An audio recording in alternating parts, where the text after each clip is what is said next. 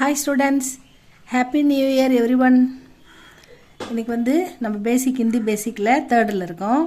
நம்ம ஆ இ பார்த்தோம், க க க க ஞ அது பார்த்தோம். அதை ஃப்ளூயண்ட்டாக நீங்கள் ஆ இ உ ரி ஏ ஐ ஓ ஔ அம் அஹ அப்படி சொல்ல கற்றுக்குங்க. அதே மாதிரி க க க க கேட்டாலும் மனப்பாடமாக நீங்கள் வந்து க க க கங்க ச ச ஜ ஜங்க ட ட ட டன த த த தன ப ஃப ப ப ம ஏர லவ ஷ ஷ சஹ இக்ஷ இத்திர ஞ ஷர அப்படின்னு கடகடன்னு சொல்ல கற்றுக்குங்க. எந்த இருந்தாலும் நீங்கள் விட்டு போயிடுச்சுன்னா மனசுக்குள்ளே சொல்லி பார்க்கலாம். எழுத்து கண்டுபிடிக்கணும்னா இந்த அளவுக்கு ஃப்ளூயண்ட்டாக கொண்டு வந்துட்டு இப்போ இருப்பீங்கன்னு நினைக்கிறேன். நெக்ஸ்ட் ஸ்டெப்பு போகிறோம். அடுத்தது நம்ம படிக்கிறதுக்கான மாத்ரா ஏன் அது எப்படின்னு பார்க்கலாமா? கோகுல் ஹிந்தி அகாடமியில் ஹிந்தி பேசிக் 3ல் மாத்ரா ஏன் பார்க்க போகிறோம். மாத்ரான்றது நம்ம தமிழில் வந்து எப்படி படிப்போம்னா, நம்ம தமிழில் கா கா கி கி கூ கூ அப்படின்னு படிப்போம். உயிரெழுத்துக்கள் மெய்யெழுத்துக்கள், அதுக்கப்புறம் வந்து காக்கா கீக்கி. இப்போ உயிரெழுத்துக்கள் மெய்யெழுத்துக்கள் படிச்சிட்ட உடனே எழுத்து கூட்டுறதுக்காக காக்கா கீக்கி படிப்போம். அதே தான் இதுலேயும் உயிரெழுத்துக்கள் நம்ம ஆ இ படிச்சிட்டோம். இதில் இருக்கிற எழுத்துக்கள் மெய்யெழுத்துக்கள் அப்படின்னு சொல்ல முடியாது, கான்சனன்ட் அப்படின்னு சொல்லுவாங்க. அதை வந்து க க க கங்க அது படிச்சிட்டோம். இப்போ அதுக்கப்புறம் காக்கா கீக்கி ஒரு வார்த்தையில் அப்ளை பண்ணணும் எப்படின்னா அந்த மாத்ரா பார்க்க போகிறோம். அதுதான் இந்த மாத்ரா. இப்படி ஒரு கோடு போட்டால் அது ஆக்கி மாத்ரா. இந்த அன்றது ஆ சொல்கிறதுல அப்படின்றது தான் க ச ட த ப அந்த மாதிரி க க ச ச ட ட அந்த எழுத்தெல்லாம் ஆக்கி மாத்ரா. ஆக்கி மாத்ரா பண்ணால் ஒரு கால் துணைக்கால் சேர்ப்போம் தமிழில் கான்றதுக்கெல்லாம். அந்த மாதிரி இது ஒரு கோடு போடணும். போட்டால் தான் இந்த ஆக்கி மாத்ரா. இந்த ஒரு கோடு போட்டால் இந்த சவுண்டு. இப்போ பாவுக்கு போட்டால் பா அப்படின்னு படிக்கணும். நம்ம வார்த்தைகள் படிக்கணும்னா இந்த மாத்திரை அவசியம். இந்த கோடுக்கு என்ன அர்த்தம்னா ஆன்ற அர்த்தம். இப்படி போட்டால் ஈன்னு அர்த்தம். இந்த பக்கம் போட்டால் ஈ. இப்போ கா போட்டு இந்த ஈ அப்படின்னு போட்டோம்னாக்கா கீ அப்படின்னு படிக்கணும். இது வந்து ஊக்கி மாத்திரா. இந்த ஊவோட சவுண்டு தான் இதுக்கு வரும். அடுத்து ஊக்கி மாத்திரா. அடுத்து ரீ. இந்த ரீன்றத ரூ அப்படின்னு சொல்லுவாங்க. ரூக்கி மாத்திரா. இது வந்து ரூ 2 சவுண்டில் படிக்கலாம்.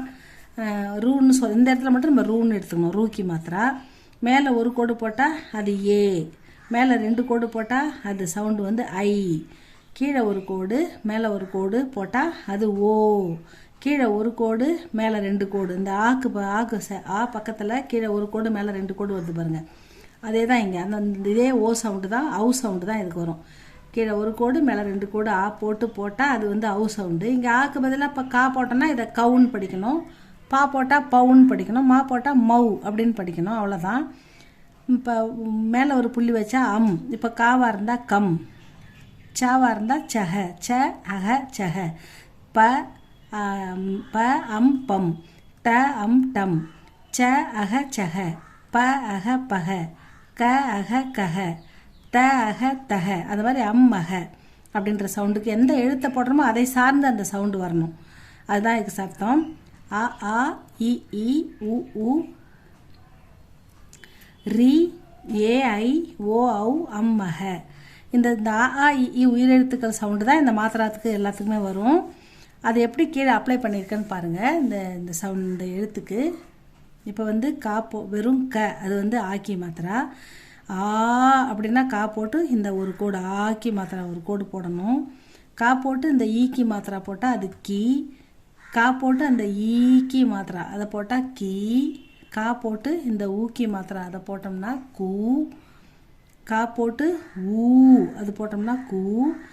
கா போட்டு ரூ இந்த ரூக்கி மாத்திரா இக்ரு இத்ரு போடுறோம்ல இந்த ரூக்கி மாத்திரா இதை போட்டோம்னா க்ரு. கா போட்டு ஒரு மாத்திரா ஏக்கி மாத்திரா இந்த ஏ இதை போட்டோம்னா கே. கா போட்டு இந்த ஐக்கி மாத்திராவை மேலே அப்ளை பண்ணோன்னா கை. கா போட்டு இந்த கீழே ஒரு கோடு மேலே ஒரு கோடு இந்த ஓக்கி மாத்திராவை அப்ளை பண்ணோம்னா இது கோ. கா போட்டு இந்த அவுக்கி மாத்திரா இந்த கீழே ஒரு கோடு மேலே 2 கோடு இதை அப்ளை பண்ணோம்னா அது கௌ. கா போட்டு மேலே புள்ளி வச்சா கம். கா போட்டு சைடில் 2 புள்ளி வச்சா கஹ. க கா ஆ க கா இ கி கி உ ஊ கு கூ ரு க்ரு கே ஏ ஐ கே கை ஓ ஔ கோ கௌ அம் அஹ கம் கஹ. இந்த மாதிரி தான் இந்த சவுண்டை ஒட்டி இது வரும். இதுக்கு எதுக்கும் உள்ள ரிலேஷன் என்னன்னு நம்ம பார்த்தோமா. இப்போ இதுக்கு எதுக்கு உள்ள ரிலேஷன், இந்த சவுண்டில் உள்ள ரிலேஷனை பார்த்துட்டோன்னா நம்ம எல்லா எழுத்துக்குமே இதை படிக்கிறதுக்கு நமக்கு ஐடியா வரும். ஆனால் ப்ராக்டிஸ் அது ரொம்ப பண்ணணும். எதுவுமே ப்ராக்டிஸ் இல்லாமல் வராது. ப்ராக்டிஸ் இருந்தால் தான் எல்லாமே வரும். அதனால் கொஞ்சமாவது நம்ம ஒரு 5 மினிட்ஸ் 10 மினிட்ஸ் ஒதுக்கி கொஞ்சம் ப்ராக்டிஸ் பண்ணுறது நல்லது. அ இ இ உ உ ரி ஏ ஐ ஓ ஔ அம்மஹ. இந்த வந்து அ அ அப்படின்றது இந்த க. இங்கே அதுலேருந்து ஸ்டார்ட் பண்ணுறோம். அதனால் க கா கி கி கு கு க்ரு. இதே வந்து டாவாக இருந்தால் ட்ரு, பாவாக இருந்தால் ப்ரு, மாவாக இருந்தால் மிரு, சாவாக இருந்தால் சா போட்டு ரூ போட்டால் சுரு, கே கை கோ கௌ கம் கஹ. இந்த மாதிரி காக்கா கி கி கு கு க்ரு கே கை கோ கௌ கம் கஹ. அப்படி வேகமாக ஃப்ளூயண்ட்டாக சரளமாக சொல்லி பழகுங்க. அப்படி பழகினா தான் ஹிந்தி வரும். இது நீங்கள் ஃபாலோ பண்ணிங்கன்னா நிச்சயமாக நீங்கள் ஹிந்தி உங்களால் படிக்க முடியும். ஐ அஷ்யூர் யூ. உங்களுக்கு கண்டிப்பாக படிக்கலாம். நீங்கள் எழுத்துக்கூட்டி ஹிந்தி எங்கே பார்த்தாலும் படிக்க முடியும் உங்களால். அதுக்கப்புறம் மீனிங் பார்க்கலாம் ஸ்டூடெண்ட்ஸ். இந்த வீடியோ உங்களுக்கு பிடிச்சிருந்தா லைக் பண்ணுங்கள், ஷேர் பண்ணுங்கள், சப்ஸ்கிரைப் பண்ணுங்கள் ஸ்டூடெண்ட்ஸ். உங்கள் கருத்து எதுவாக இருந்தாலும் அதை கமெண்டில் சொல்லுங்கள் ஸ்டூடெண்ட்ஸ். தேங்க்யூ ஃபார் வாட்சிங்.